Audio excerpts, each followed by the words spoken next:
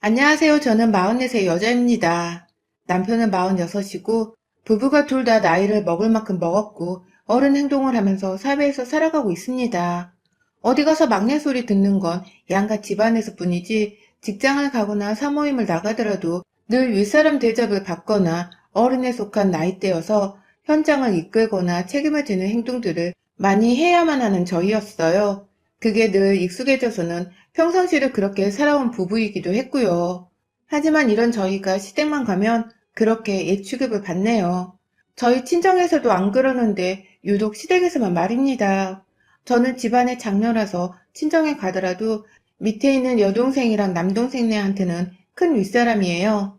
가족이라서 회사에서처럼 격식을 갖추고 윗사람 아랫사람 차별을 두고 행동을 하는 건 절대 아니었지만 조카들도 저를 보면 큰 고모, 큰 이모라면서 불러줬고 친정 부모님도 제 체면을 살려주겠다면서 평상시엔 잔소리도 많이 하다가 명절에는 그 흔한 잔소리를 입 밖으로 꺼내질 않으셨어요. 오히려 철들어서 자기 앞가림을 잘하고 사는 어른이라고 봐주시면서 기특하다, 예쁘다 해주시니 제가 괜히 어깨가 올라가서는 좀 더 책임감 있는 언행을 하거나 행동을 하려 노력을 하게 되었죠. 그런데 저희 남편은 저하고 아주 다른 사람이었습니다. 남편뿐만 아니라 남편의 집안은 대체적으로 저희 집과 달라도 너무 달랐어요. 남편은 일단 시댁에서 가장 막내에 속한 사람이었습니다. 저희 집과 마찬가지로 위로 누나 하나에 형 하나가 있는 삼남매 집안이었는데요. 가장 막내였던 저희 남편은 확실히 막내라 그런지 예쁨을 참 많이도 받고 자란 듯 했어요. 그런데 시어머니의 태도나 형님, 그리고 아주버님의 태도가 좀 우습더라고요. 보통 막내라고 하면 가족 사이니까 순수하게 예쁘라고 또 뭐 하나라도 더 챙겨주고 싶은 마음이 들잖아요. 저는 제 동생들과 그 가족들을 보면 괜히 떡 하나라도 더 먹이고 싶은 그런 마음이 들곤 했거든요. 그런데 저희 시댁은 딱 남편한테만 떡 하나를 더 먹이면 먹였지 절대로 저한테는 그 떡을 나눠주려고 하질 않으셨습니다. 철저히 남편의 몫과 제 몫은 나누려고 행동을 하셨죠. 일단 저희 시어머니께서는 제 위로 형님이 한 분 계셨음에도 불구하고 맏며느리 대접을 해주기는커녕 오히려 막내인 저를 향한 구박을 하는 대접에서만 더 초점을 맞추셨어요. 처음 결혼을 할 적부터 같이 맞벌이로 일을 하는 여자라는 게 상당히 마음에 들지 않는다면서 제게 일방적으로 직장을 그만두고 남편 내조나 하라고 잔소리를 퍼부으셨던 분이셨거든요. 그게 합리적이지 못하고 또 결혼으로 인해서 여자 혼자만 희생을 해야 한다는 너무나 고리타분한 생각에서 비롯된 언행이라는 걸 너무나 잘 알고 있었기 때문에 저는 당연히 반대를 했습니다. 결혼한다고 해서 내가 일을 그만두는 일은 절대로 없을 것이니 그 일에 관해서는 다시 언급을 하지 말아달라면서 확고하게 말씀도 드렸죠.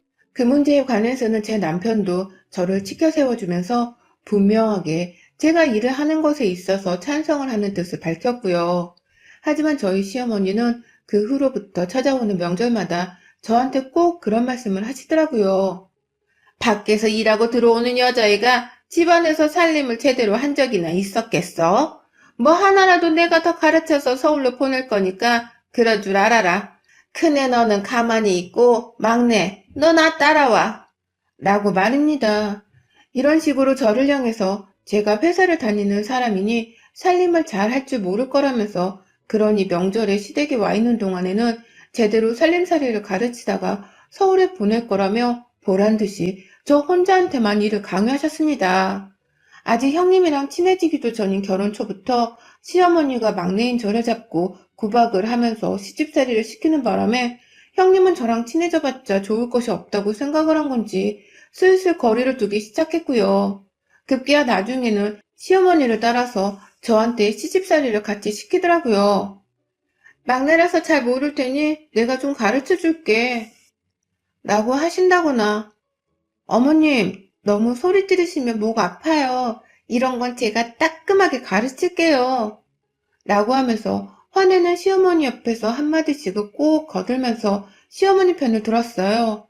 제사상 위에 음식을 놓는 것부터 음식 재료 준비를 하는 것까지 하나하나 차근차근 가르쳐 주시면 될 텐데 그런 건 다 생략을 하셔놓고는 왜 기억을 못해?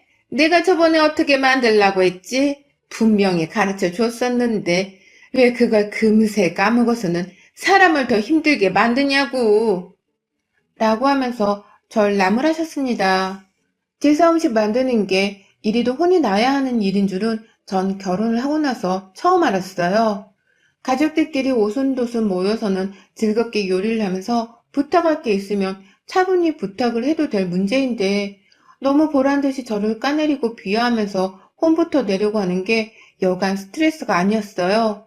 왜 병원에서 간호사들이 태움 문제를 겪는다고 하잖아요. 괜히 선배한테 갈굼을 당하거나 욕을 먹는 문화 말입니다. 제 친구 중에 대학병원 간호사로 일했던 친구가 있어서 그 문화에 대해서 들어본 적이 있었는데 딱 제가 그 꼴이더라고요. 먼저 결혼했다는 이유로 윗사람 대접을 받고 싶어하는 형님으로부터의 갈굼과 미움, 그리고 그 옆에서 분위기를 쌀버르게 조종하면서 저를 가장 못살게 구는 시어머니. 두 사람의 콤비로 인해서 저의 결혼 생활은 명절마다 불난리였습니다. 저희 부부가 둘 다 좀 늦게 결혼을 한 바람에 지금이 결혼한 지 딱 5년이 되었는데요. 나이 40이 넘어서는 시댁에서 별 보잘것도 없는 사람들한테 매번 혼이 나니까 제 자존심도 너무 상했습니다. 내 친정에서 혹은 내 직장에서 사람들이 내가 이런 수모를 당하면서 시집살이를 하고 있는 걸 알긴 할까 싶기도 하고 말이죠. 저희 남편은 이 사실에 대해서 충분히 인지를 하고 있었습니다. 그리고 본인이 워낙 사랑을 받기만 하고 자란 막내였다 보니 제가 미움을 받는 걸 저만큼이나 못 견뎌하는 사람이었어요. 그래서 저 대신에 일을 도와주겠다며 혼나고 있던 부엌 안에 들어와서는 자기가 일을 거둘 테니 나무라지만 말라면서 시어머니와 형님께 말씀을 드리기도 했고요. 요즘 세상에 남자들도 제사 준비를 같이 해야 욕을 안 먹는다면서 자기가 나서서는 시아버지랑 아주버님까지 부엌에 대동을 하고 들어와서는 일을 소분해주고 도와주려 하니 제가 좀 마음이 편하긴 했습니다. 제 남편 때문에 시어머니랑 형님이 저를 향해 더 큰 소리를 내지 못하셨으니까요. 하지만 딱 그때뿐이었어요. 남편이나 집안 남자들이 부엌에서 사라지거나 제 시야에서 멀리 떨어져 있기라도 하면 너는 왜 네 남편을 꼬셔 불러와가지고는 집안을 더 복잡하게 만드는 거야? 언제부터 제사 음식을 남자들이 차렸다고? 네가 집에 가서 네 남편 꼬셔서 명절 내내 부엌에 들어와 달라고 조른 거냐? 그렇지 않고서는 평생 부엌 안에 들어와 보지도 않은 애가 왜 이렇게 자주 들어오는 거야? 너 설마 서울 가서도 허구한 날 내 아들한테 요리하라며 부엌에 데려다 놓는 건 아니지? 라면서 참고 있던 말들을 막 해대셨죠. 그러니 저도 2, 3년은 어떻게든 남편 도움을 받으며 참아보려 하다가 더는 안 되겠더라고요. 어차피 남편이 내 옆에 없으면 내가 또 욕을 먹을 게 뻔한 거였으니 그냥 처음부터 남편에게는 괜히 옆에 와서 분란을 만들지 말아달라고 부탁을 하는 지경에까지 이르렀어요. 시댁 집안 꼬라지가 이 모양이라서 저는 막내 아들의 막내 며느리였음에도 불구하고 그 흔한 예쁨조차 받지를 못했고요. 시어머니는 보란듯이 자기 막내 아들은 예뻐 죽겠다면서 뭐 하나 더 챙기려고만 하셨고 저한테는 막내니까 오히려 보고 배우라면서요. 이렇게 저는 결혼 초부터 미운 털이 박혀서는 이 집안에 들어왔고 친해지면 다 괜찮아질 줄 알았는데 오히려 형님까지 시어머니의 편에 서서는 저를 골탕 먹이고 혼내는 재미에 빠져 사시는 바람에 철저한 외톨이가 되었습니다. 시댁에서는 제대로 된 막내 며느리는커녕 늘상 손에 뭔가를 쥐고서 일을 해야만 하는 가정부 비슷한 게 되어 있었어요.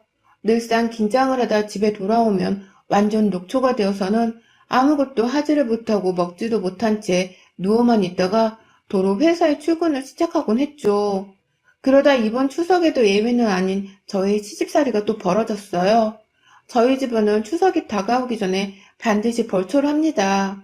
그게 추석날 성묘를 위해서이기도 하고 미리 벌초를 해놓지 않으면 조상묘지가 자손들로부터 대접을 못 받는 묘지라고 여겨진다고 해서 저희 시아버지가 아주 칼같이 벌초를 관리하셨죠. 저희 친정 집안에서는 따로 벌초를 하는 조상님 묘지가 없었던 저로서는 처음 접하는 일이었어요. 이게 보통 추석 2주 전까지는 벌초를 완성해야 한다고 하더라고요. 하지만 매번 저희 부부는 서울에서 직장을 다니고 있었고 그건 아주버님네도 마찬가지셨기 때문에 미리 시댁에 내려와 벌초를 돕는다는 것이 사실상 불가능했습니다. 꼭 해야만 한다면 직장을 다니지 않는 큰 형님만이 내려와서 시댁 벌초를 도와야 하는 상황이었죠. 지금까지는 형님께서도 먼 거리를 혼자 오고 갈 수 없으니 벌초를 참석하지 못하셨고, 저희 부부가 참석을 못했던 바람에 그간의 벌초는 남편과 아주버님이 돈을 모아서 벌초 대행 업체를 이용해 의뢰했었다고 해요. 가격은 한 묘에 10만 원이 조금 넘었다고 하고요. 그러다 올해 벌초에 대한 일정과 계획이 조금 틀어졌습니다. 작년과 올 설에도 시어머니의 성화에 못 이겨 시댁을 찾긴 했었으나 이번에 남편 친구분이 코로나에 걸리게 되면서 남편이 좀 긴장을 한 듯 하더라고요. 그렇다고 시어머니의 성화를 저버린 채 아예 시댁을 찾지 않을 수도 없는 노릇이었고 이걸 어쩌냐면서 한참 저랑 얘기를 하다가 결국 남편이 먼저 휴가를 앞당겨서는 추석 전 벌초 시기에 주말에 잠깐 시댁을 가는 게 어떻겠냐고 하더라고요. 그리고 나는 추석 연휴 때는 그냥 아무것도 하지 말고 집에서 명절을 편히 보내자고 말이죠. 솔직히 저로서는 너무 혹한 제안이었습니다. 추석 명절에 시댁에 가면 시어머니 하나뿐만 아니라 형님의 시집살이도 감내를 하면서 일을 했어야 하는데 조금 더 이른 시기에 갔다 오면 명절에 모처럼 아무것도 안 하고 쉴 수 있었으니까요. 모처럼 긴 휴가가 필요한 저희 같은 사람들에겐 제사만 지내지 않을 뿐 시댁에 찾아가서 인사도 드리고 명절은 명절대로 쉴 수가 있는 것이었으니 저도 당장 그러자고 했죠. 그렇게 저희 부부는 시댁에 내려갈 계획을 세우다가 조금 이르긴 했지만 저번 토요일에 시간 여유가 있어서 이른 새벽부터 시댁으로 출발을 했어요. 내려가는 길에 형님은 정말로 이번에 간다고? 그럼 정말 추석 때 안 온다는 거야? 그럼 나 혼자 시댁에서 제사 준비를 하라는 거야? 동서는 무슨 결정을 이따위로 마음대로 해? 라면서 저를 향해 시댁에 내려가지 말라고 아주 아우성을 쳐대셨어요. 그동안 그렇게 옆에 있던 저를 명절마다 못살게 굴길래 좀 피해주겠다고 했더니만 이제 와서 일손이 부족하다며 저를 막 붙잡더라고요. 아주 뻔뻔하게 말입니다. 그러니 저도 형님의 태도가 너무 얄미워서 명절에 코로나 때문에 가지 말라는데도 가는 사람들이 욕 먹어야죠. 미리 가서 사람 없을 때 인사만 드리고 오겠다는 게 뭐 욕먹을 일인가요? 라면서 은근히 형님을 돌려가며 전화를 끊어버렸어요. 다음 명절에도 이런 식으로 우리가 바쁘면 제사 당일엔 참석을 하지 않겠다는 말까지 굳이 하면서 말입니다. 시댁에 도착하니 어머님은 이미 뾰루통한 태도셨어요. 형님이 전화를 해서는 어머님이랑 무슨 말을 하신 건지 어머님은 형님과 마찬가지로 제가 일찍 시댁에 도착한 것을 탐탁찮아 하셨습니다. 벌초만 하고서는 명절에 오지도 않을 거라고 하면서 괜히 저희 부부한테 그러면 안 된다고 하시는데 저는 그 말을 한 귀로 듣고 흘리려고만 했죠. 이러다가 확 추석마다 화가 나서 시댁에 아예 오지 않으려고 할 수도 있다는 것을 좀 알려드리고 싶었던 나머지 일부러 시어머니가 투정을 부릴 때마다 모른 척을 하면서 제 할 일을 했습니다. 그러다 늦은 오후가 되어서 남편이 바로 벌초를 나서더라고요. 그러니 저도 남편과 시아버지를 따라서 함께 벌초를 돕겠다면서 나섰습니다. 아주버님이 안 계셔서 일손이 하나 모자란 것이었으니 제가 당연스레 도와줘야겠다 생각을 한 것이었어요. 하지만 이 별다른 뜻 없이 나섰던 저의 벌초길이 지옥길이 될 줄은 꿈에도 몰랐습니다. 집을 나서서는 한 30분도 채 산을 오르지 못했던 때였어요. 저 뒤에서 막 누가 제 이름을 너무 애절하게 부르는 거예요. 순간 그 목소리를 남편이랑 제가 동시에 듣고서는 처녀 귀신 소리라도 되는 줄 알고서 소스라치게 놀랄 정도였습니다. 누구냐면서 남편도 주변을 두리번거리기 시작했고 이내 시아버지도 그 목소리를 들은 건지 아니 누가 너 이름을 부르는 것 같은데 라면서 잠시 올라온 산 주변을 살펴보시더라고요. 그리고는 이내 남편의 눈에 가장 먼저 그 목소리의 정체가 포착되었어요. 그건 바로 저희 시어머니셨습니다. 세상에 궁시렁대면서 제 이름을 부르고 따라 올라오더니만 땀을 뻘뻘 흘리고 계신 어머님이 제 남편을 비키라며 밀어내더니만 제 팔을 딱 잡으시더라고요. 넌 집에 도로 가서 밥 해야지 밥. 내가 잠시 한눈을 팔고 있는 사이에 벌초를 하겠다고 남자들을 따라 나서 그럼 나보고 혼자 니들 밥을 차려놓으라는 소리냐? 네 손으로 팝을 차려 시부모님 앞에 놔둬도 모자라 판국에 남자들 뒷공문이 쫓아와서는 등산이나 하며 팔자 좋게 놀려고 어림없는 소리 라고 하면서 말입니다. 지금 당장 밥을 해야 나중에 남편이랑 시아버지가 내려와서 드실 수 있다며 저를 막 그 비탈길에서 아래로 잡아당기는데 전 순간 제가 무슨 대단한 죄라도 지은 줄 알았습니다. 아니 어머님 말로 하세요 말로. 여기까지 다 올라왔는데 밥하러 다시 내려가자는 게 도대체 무슨 말씀이세요? 여기서 벌초도 돕고 다 끝나고 나서 밥을 하면 되잖아요. 라면서 순간 신경질적인 반응이 저도 모르게 나와버렸는데요. 어머님이 그러시대요. 벌초가 다 끝나고 어느 천년에 밥을 하냐고. 왜 이렇게 젊은 애가 말귀를 못 알아들어? 나 혼자 밥 못하니까 네가 지금 날 따라오란 소리 아니냐? 라고 말이죠. 그러니까 우리 어머님은 지금 저한테 밥 한 끼를 손수 차리라는 그 말씀을 하기 위해서 저희가 올라온 산을 쭉 따로 타고 와서는 기어코 저를 다시 끌어잡아다가 산 아래로 내려가게 하려는 것이더라고요. 다시 한번 말씀드리지만 이유는 온전히 며느리 손에 차려지는 밥을 먹기 위해서 말입니다.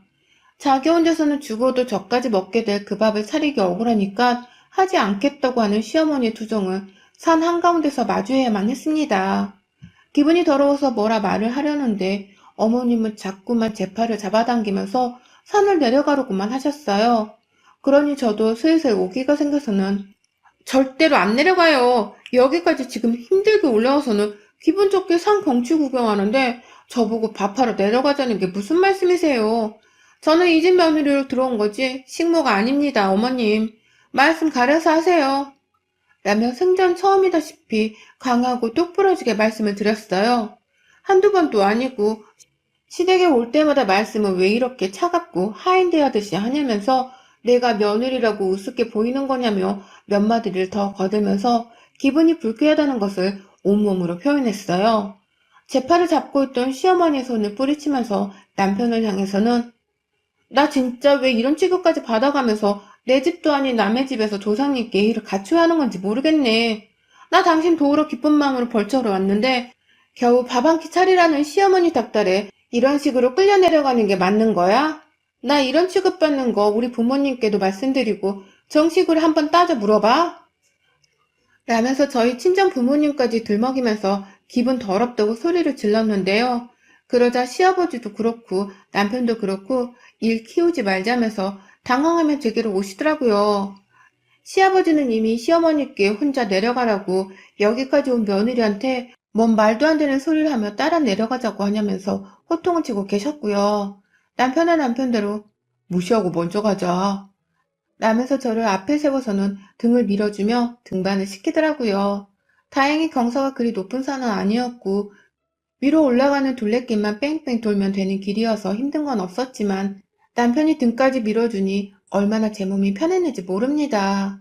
그 뒤에서 시어머니는 여전히 시아버지랑 실랑이를 하면서 며느리를 데려가서 일을 시켜 먹어야 할 거 아니야. 내가 지금 나 혼자 가서 며느리 밥까지 차려놓으라는 거야? 라면서 여전히 심호 부리려고 하듯이 말을 하고 계셨어요. 그러니 아버님도 시어머니를 먼저 진정시켜 놓아야 벌초를 하든 뭐를 하지 않겠냐면서 그 자리에서 꼼짝없이 시어머니를 설득하며 집으로 돌아가라 벼르고 계셨고요. 그때 제가 한 방을 확 먹여버렸어요. 뒤에서 어머님은 저를 데려가겠다고 갖은 욕을 내뱉으며 밥 차리러 가자 하시는데 저는 등 떠밀어주면서 마저 산소로 가게 도와주고 있던 남편의 앞에서 자기야, 계속 밀어줘. 나 너무 재밌어. 라고 하면서 웃어버리고야 말았어요. 시어머니 들으라는 듯이 아주 쾌활한 웃음을 지으며 쭉쭉 산을 더 타고서 앞으로 나간 것이었어요. 그러니 뒤에서 어머님은 저게 웃어? 야, 너 당장 안 내려와? 라고 하며 저를 따라오려고 막 뒤에서 화를 내고 계셨는데 제가 그걸 뒤에서 보면서 남편에게 말했네요. 나 니네 집에서 이제 밥 안 먹어. 차리지도 않을 거니까 니네 엄마한테 아들 이혼남 만들기 싫으면 지금 입 다물라고 똑똑히 전해. 라고 말해줘. 웃음기를 싹 없앤 후 정색을 하면서 남편한테 이혼까지 불수할 정도로 열불이 날라고 해서 입 다물게 만들라고 시키니 남편이 그 와중에 당황을 하면서 어버버거리대요. 그래서 제가 남편을 제쳐두고서는 시어머니를 바라보며 말씀드렸습니다. 나 벌초 다 끝내고 집으로 곧장 갈 거니까 처먹고 싶은 게 있으면 혼자 먹을 것만 만들고 쳐 드세요. 나한테 밥 차리라 마라 지랄하며 강요하지 마시고요. 이번 추석은 당연하고 다음 설부터도 명절에 나 볼 생각 마세요. 보자 보자 하니까 남의 집 귀한 딸을 지네 집 식모마냥 부려먹으려고 작정을 했네 아주. 이런 집구석에선 나도 며느리 대접 받을 마음 없고 며느리 집도 더는 안 해요. 이런 며느리 싫으면 당신 아들한테 이혼하라 하세요. 나도 그건 바라는 바니까. 라며 보란듯이 남편의 멱살을 끌어잡아 당기며 뭐해? 산소를 앞장서지 않고 라며 길잡이를 종용했어요. 그러니 남편은 지네 엄마한테 찍소리도 못한 채로 제 입에서 나오는 말들의 의미를 찾아보겠다고 심각한 표정으로 저만 바라보며 달래다가 저를 따라 산소로 가는 길을 도로 앞장섰고요. 그러니 시아버지도 아휴 진짜 이사다니 결국 나네 라면서 시어머니를 향해 확 진짜 라며 신경질을 부리는데 제 심장이 다 괜히 쪼그라들었어요. 그러니 그 앞에서 그 소리를 듣고 있던 시어머니는 오죽했겠나요. 혼자 풀이 죽어서는 아무 대꾸도 못하고 다시 산을 내려가시는데 그 뒷모습이 어찌나 처량하고 볼품이 없던지요. 남편이 자꾸 내려가는 어머님의 뒷모습을 바라보니 시아버지는 지나가다 말고 자꾸 뒤돌아보지 말고 네 마누라부터 챙겨 이 자식아. 너 그러다 늙어서 인생 볼품 없어진다. 라고 딱 한마디 하고 가시는데 우리 아버님은 제가 봐도 정말 멋있습니다. 그러니 남편도 알겠다며 당장 옆에 있는 저부터 챙기려 했고 저도 남편 손에 벌초까지는 어찌저찌 즐겁게 끝을 내놓 산에서 내려와서는 아까 말했던 것처럼 시댁으로 가지 않고 바로 서울로 출발했어요. 아버님도 내심 아쉬웠던지 더 험한 꼴 보지 말고 그냥 가라면서 저희를 배웅해 주시더라고요. 그래서 잘 인사를 드리고는 서울로 돌아왔습니다. 그 덕에 저는 졸지에 이번 추석도 없어졌고 시댁도 하루 당일치기로만 끝을 내버렸네요. 그러니 시어머니도 형님도 이대로 진짜 저희 부부가 추석에 안 내려오는 건가 싶어서 번갈아 가며 연락을 하고 싶다며 전화를 걸어오는데 제 정신이 너무 없던 바람에 더 해코지 당하고 싶지 않아서 일절 차단을 했습니다. 우리 형님 이제 혼자서 시집살이를 다 해야 할 텐데 구박할 동서가 없어서 얼마나 지루하실까요? 우리 어머님은 또 어떻고요? 부디 지들끼리 즐거운 추석을 보내길 진심으로 바라며 저는 일단 뒷전으로 후퇴합니다.